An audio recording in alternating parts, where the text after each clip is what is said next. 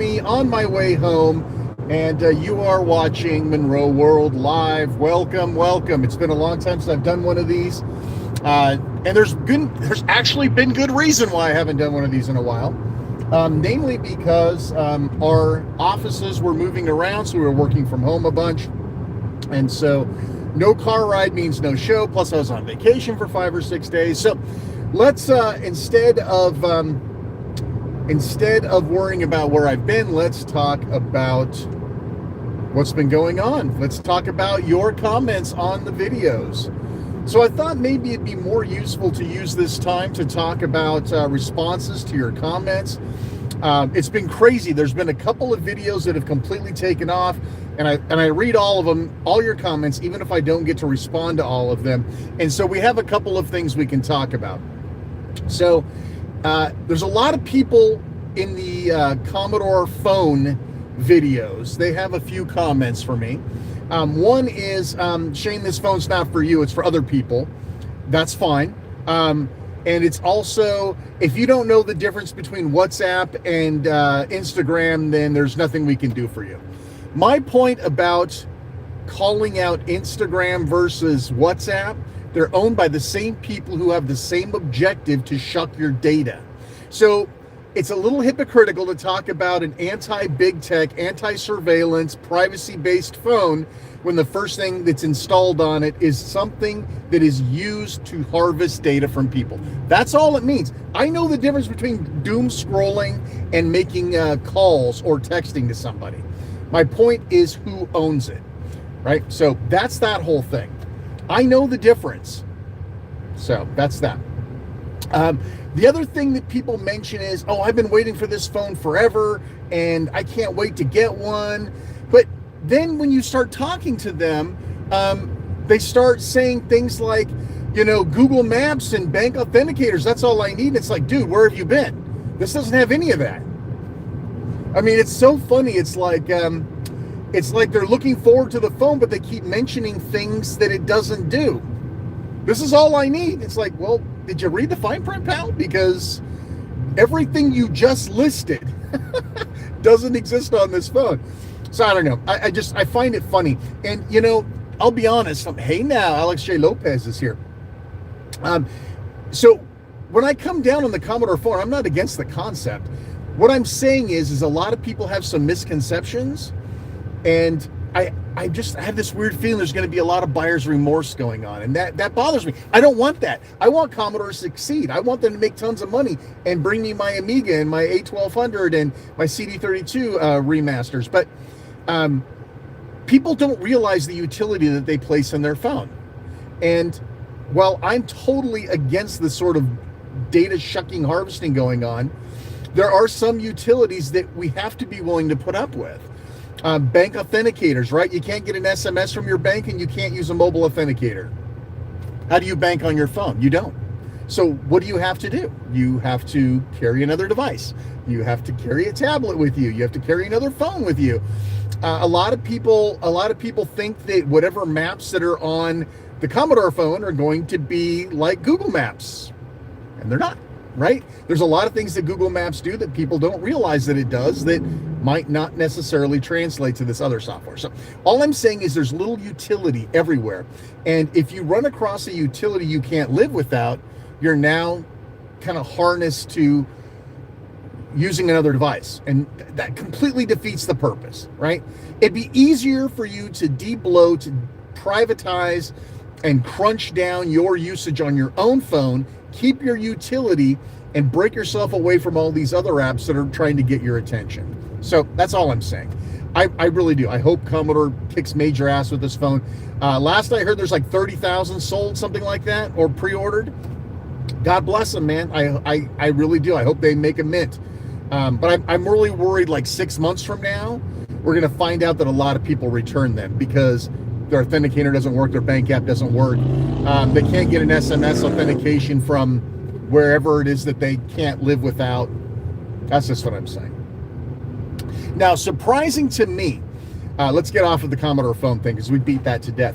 Let's talk about something that blew my channel up, and God bless you guys for loving it, for those of you who are tuning in now. ripping CDs with your phone. You know, that blows my mind that so many people love that. And I have a feeling that I happened to strike something in the YouTube algorithm that got them to push the video. Listen, it's a black box, man. I don't know what causes YouTube to take a video out of nowhere and propel it to the top. I mean, if you could crack that, you'd be wealthy. But everybody watched that. Seemed to watch that ripping CDs with your phone. I got a lot of comments, and let me answer a couple of these. First off, it says just using your phone, and I was like, oh, it's not just your phone. It's like, dude, show me where you're going to put a CD into your phone. Obviously, you have to have some sort of a disc reader, but you don't have to have a computer, a laptop. You don't have to have a $300 hardware ripper. You got your phone, and you got some way to read the disc, okay? I'm going to let you guys in on a little secret. For those of you who are not like in the bowels of the YouTube ecosystem, YouTube has something called A/B testing. And so when you set a title for your video, you set 3 of them. Now, this is if you're using the A/B system. You set 3 of them. YouTube randomly rotates through them and delivers them to the viewers.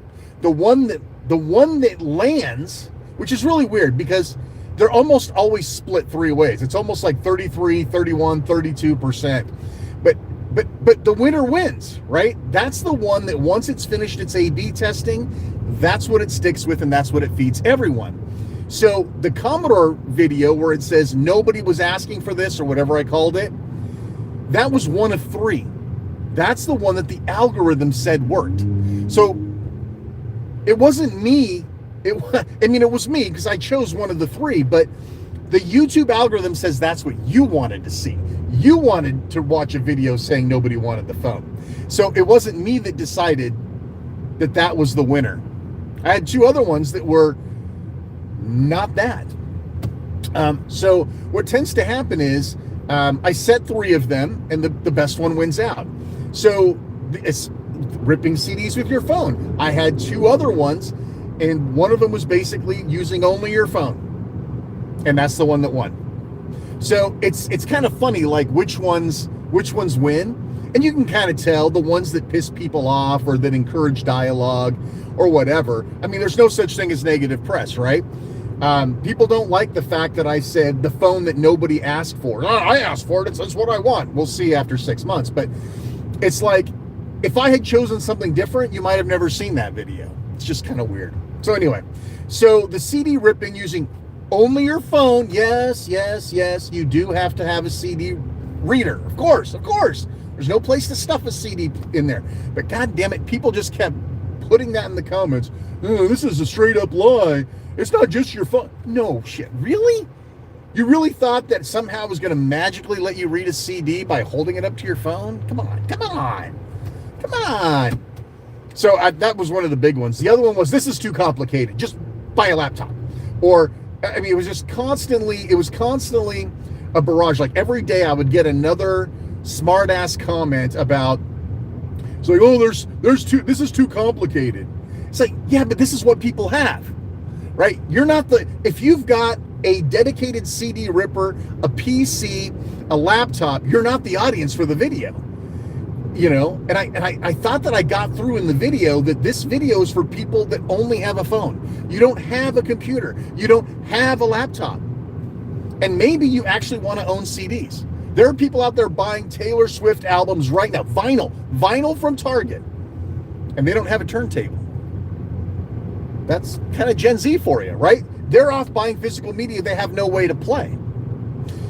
It's the same thing with CDs, cassettes, right? I'm waiting for 8-tracks to make a comeback. My point, though, is if you want, and it's like, there's better ways of getting music than ripping it. Yeah.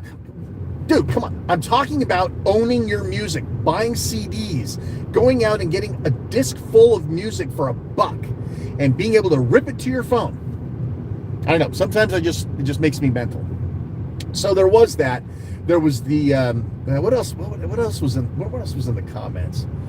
It was just that it was too complicated. Yeah, but you know, the other piece of the equation is, in some cases, it works without a dongle and without extra power and without all of the extra hubbub. But in my case, on my phone, I had to have all of that. Wouldn't you rather me show you the hard way, the hard luck case, versus pulling some random MP3 player that nobody has and saying, it works in here, let's check it out? Because you could do that. I think the M300 would have done that.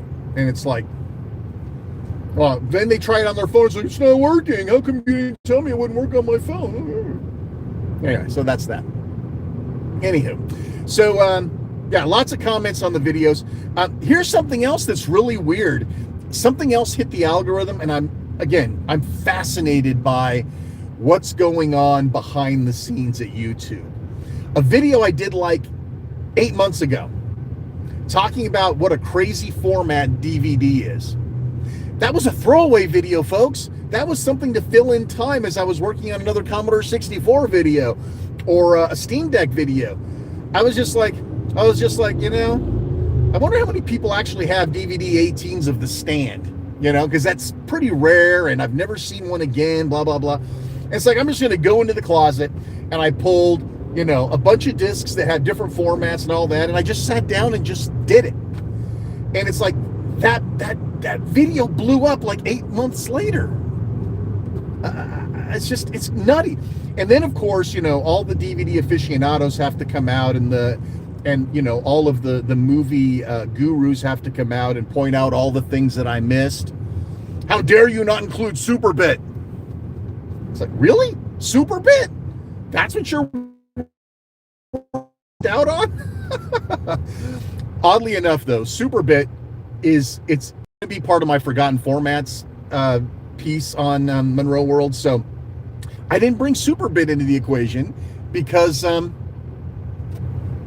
was going to do another video on it. I didn't want to bust out the surprise. That format deserves, that format deserves its own video coverage. So that's going to get its own video coverage. I got a great way of showing it to you. Not going to get me copyrighted. So that's coming, but it's kind of funny. You know, all of a sudden everybody's an expert, and it's like, guys, this was a throwaway video. I cannot believe, you know, the less I produce videos, the videos I spend like 20 hours producing get less traffic than the ones that I spend like no time at all producing. But I don't feel that that's always justice. You know what I mean? It's like, I don't know. It's like, can you do Blu-rays next? And I'm like, what's to talk about with Blu-rays? There's like, I guess technically we could talk about BD25 versus BD50 versus BD100. I guess we could talk about that. There's not a lot interesting in that area, right? VHS, what are you going to talk about with VHS? Here's a tape with Macrovision, and here's a tape without Macrovision. That's kind of it. I mean, you could do like slow play, long play, extra long play. I don't know. But yeah, that was just weird. It's like, the video just kept getting hits and hits and hits and comments, and it's like, I understand now why some YouTubers that are much more popular than me turn off comments or eventually stop responding to comments because they get unwieldy. And I understand why people that are actually making a decent amount of money on YouTube hire somebody else to do it. You know, I don't like using UI generated responses. I mean, if I'm going to reply to you, you're going to get me, not some robot. You know what I'm saying? So, but yeah, so that was like the other big one that hit. Between the two of them, I mean, God bless. People just came to the channel in droves. Listen, bless you. Yeah, I mean, I like quadrupled my viewership, and I cracked like 3,000. I was getting like 3,000 subscribers a month at one point with that. Who knows? You know, who knows what's going to hit and what doesn't? Let's see. What were some of the other comments of the week? I need to start writing this. Would you guys like that? Would that be fun if like once a week I did this live and that's all I did? I'll write them all down so I'm not skipping around on them, but I'll write down the comments that blow my mind and we'll just talk about it right here. I think that'd be fun. But you tell me. Yeah, you know, sometimes I do ignore the comments that I don't like because I don't want to get into a pissing match. There are some people right? There's some people that you can reason with, and there's some that you can't. And a couple of lines on a YouTube video, you don't know who that's going to be. Now, here's something that's interesting, and I wish I had written the guy's name down. I would have given him a shout out. Somebody on the Commodore phone video wrote, I don't think I like your tone. Or what did he say? I don't like your tone. This was a waste of my time, or something like that. That was the first thing that he wrote.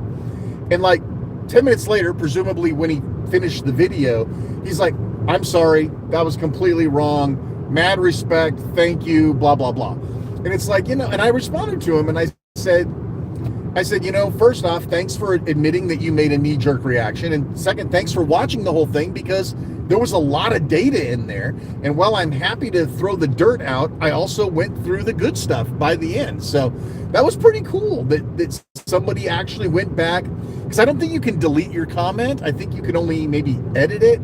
But he left the original and then wrote a comment underneath it and basically said, I'm sorry, I didn't really see what you were going with, blah, blah, blah, you got to subscribe, whatever it was. I don't remember the exact details there. Maybe see if I can get my chat back up. Don't worry, I'm on auto drive, basically. As long as nobody swerves in front of me, I'm fine. I'd like to see what you guys are saying, though, because there's a lot of chatter going on and I'm missing it. Probably better I miss it while I'm driving, come back and respond to it later, right? Let's see, the AP30 video, everybody was pretty cool about that. Nobody really had any bad things to say. It's like, glad I saw this, because now I'm not going to get one. Then there were some people that said, okay, I guess I'm all right with that. And they were really generous, by the way. I know I felt bad doing that AP30 video. That's the little Game Boy music player. If you saw it on the channel, you know what I'm talking about. They sent it over. They were really excited for me to see it. They're like, oh, you know what? They even sent me a pair of IEMs, not the ones that I showed in the video, but they're like, do you have any IEMs? And I'm like, it's funny. I don't have any IEMs, which is kind of weird because I'm a music guy. And it's like, we're going to send you a pair. We want you to be able to experience this in the way that we intend you to. I'm like, oh, okay. So they were really excited about it. Always got back to me in a timely manner. There's some people you love working with when it comes to like, YouTube, not sponsorship, because I don't take sponsorship, but these people that are on YouTube and they want to send you stuff, they want to review, and it's like, my guy, I'm gonna trash this. This UI sucks. The favorite system's broken. It's like I get blank screens when I do this. How come you can't do an A/B setting from pause? What is that? I said, I am gonna go after it. Are you sure you want me to still review it? And they're like, no. We want you to realistically talk about the unit, and we're already taking tons of notes from all of your emails, and we're super cool about it. And I told them, I said, okay, this is kind of your last chance. I've got the final script, and it's going to sound pretty bad, but I'm going to tell the good things and the bad things. They were totally cool. So those are the sort of people you want to work with, right? There are people, I swear to God, once I hit 30,000 viewers, I get crap every day. I used to get stuff like once a week, and it's usually crap. They just want to shuffle crap through. But now I'm getting like legit stuff. Like I've got something coming up. You guys are going to love it. For you, those of you who are music aficionados, I got something really cool to show you. It's like a $250 box, and that's a big thing for a little channel like mine.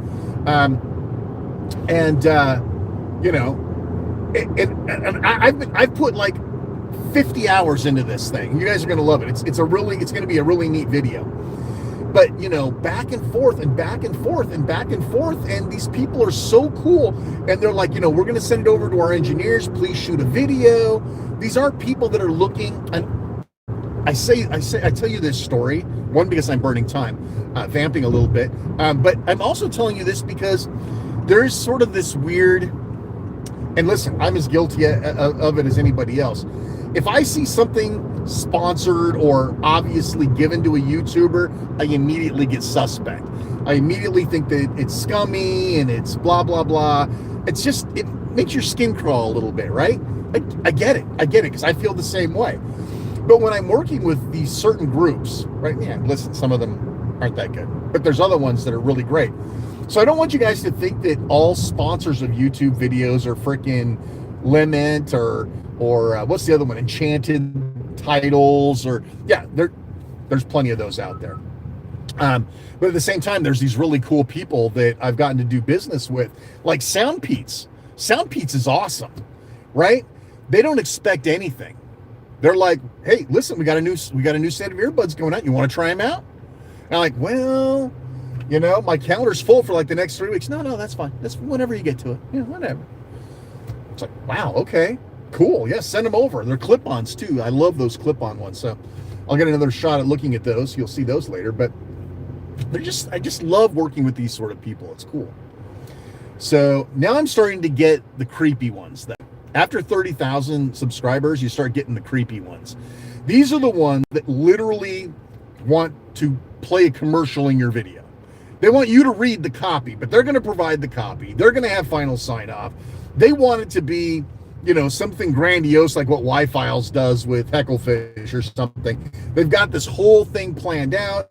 They want you to run all sales through the site, which means you're not going to get the best price, right? If you go to Amazon, you're probably going to get a better price than if you go to the manufacturer's site, even with the gracious 5% discount. So I'm starting to get some of those, It's like, let us discuss how we can. They got this phrase that they always put in there, and you know that it's going to be something scummy, so you don't want to do it. But I get people that want me to sell AI tools. When we're watching your channel, and we really think that you would align well with our new AI campaign. I'm like, dude, do you even know me? Right? I mean, I do occasionally use AI to help me with thumbnails, or sometimes with the A/B testing of titles, but that's about it. I'll throw some ideas out and see if there's anything interesting coming back, but that's about it. I mean, I don't like AI writing scripts for me, because no matter how good it is, it never sounds right. There's always something in there that sounds wrong. I've done one or two. I've been called out on it. It's like, okay, I got it. So anyway. But yeah, it's just funny. Some of the stuff that comes up, it's like, we feel that this would align well with your channel. You're going, dude, have you even seen my channel? So I know that I've been. So let me tell you, since I got all 13 of you here. So the channel is really like three main pillars, right? There's Steam Deck and Steam. If I could afford a Steam machine, it would be Steam hardware. But since I can't seem to get a reservation, the Steam frame's gonna. I'm gonna like cry and bitch and whine if I can't get a Steam frame. The Steam machine, to be honest, I would like to cover it. There's been a couple of really good YouTubers that have covered it the way that I would cover it. And by this time, even if I did get one, my content would be stale as hell at this point. So, the reservation system did not work in my favor. But I really want to cover Steam hardware. I want to cover Commodore 64 and that retro gaming sort of vibe if something interesting enough comes out, right? Like I'm going to cover the C64C when it comes out. If they send me the Commodore phone, I'm going to cover that. And then I want to cover this kind of budget audio. And that includes like the forbidden formats and things like that. I really like the concept of bringing physical media attention. And so that's kind of part of the whole audio central. So I'm trying to continue to move around, right? I'm trying to do a couple of videos for this pillar, a couple of videos for this pillar. Sometimes though, you get all swamped, right? I'll give you a taste of something that's coming. And originally I wasn't going to do it, but I decided to. So have you ever heard of eWin? eWin, I'm assuming it's a Chinese company. Sounds like a Chinese company. They wrote to me and said, we like your gaming content, of course. Never specifying which gaming content they liked, of course. But they're like, we want to send you one of our gaming chairs. And I'm like, gaming chair? I'm going to cover a gaming chair. That's kind of not in my pillars. But they're like, so I'm thinking, you know what I'm thinking? I'm thinking like those, those $75 ones that they sell, like at Costco or something. And so they're going to send you this chair. And the chair is like $500. Have you ever even considered for a moment the concept of paying $500 for a chair? I haven't. Do I even know anybody who's paid $500 for a chair? Never. So I decided to accept it. I turned him down at first. I told him no. I said, it's not really in my pillar, blah, blah, blah. And they're like, oh, come on, everybody needs a chair. And I'm like, how can I make this interesting? And it's like, okay, I've never spent a gross amount of money on a chair. This is fun because I don't have to pay for it. And I can explain to everybody else why you don't or do want a $500 chair. So I thought that would be fun. So that one's coming. But, I really feel like it has to be something, interesting or something that I can answer a question. Is a $500 chair better than a $100 chair? We're going to find out. My son is brutal on chairs. And that's another, I have a nice test person. I have somebody, Gen Z. Gen Z buys $500 chairs. I don't know where they get the money for $500 chairs, but they're buying $500 chairs. So I found it interesting, and I thought, you know what, I can work with this. I can do something with this. Now, who I did turn down, which I also thought was interesting, I turned down, this is so weird. Why did they reach out to me with this shit? They reached out to me with automated blinds for your windows. Push a button, blind comes down, you push a button, blind comes up. And I'm like, how is that even remotely inside of the Monroe World thing? I mean, at least the chair was like a gaming chair. Gaming, yeah, okay. A blind? That's so weird. So anyway, I turned him down. I said, listen, I'm trying to figure out a way that this whole chair, this whole blind thing would work out. I can't do it. So thank you, appreciate it. Thank you. And it's so funny. They don't take no for an answer. Are you sure? I think you'd really enjoy this. No, sorry. It's weird stuff. Anyway, listen, I got to go and pick up some food. Hope you enjoyed this Monroe World Live. Let me know in the comments. Do you want me to do this weekly and just regurgitate some of the more interesting comments? That'd be a fun format, I think. Or do you not like it? Let me know in the comments down below. Thanks so much for watching. Take care. We'll see you next time.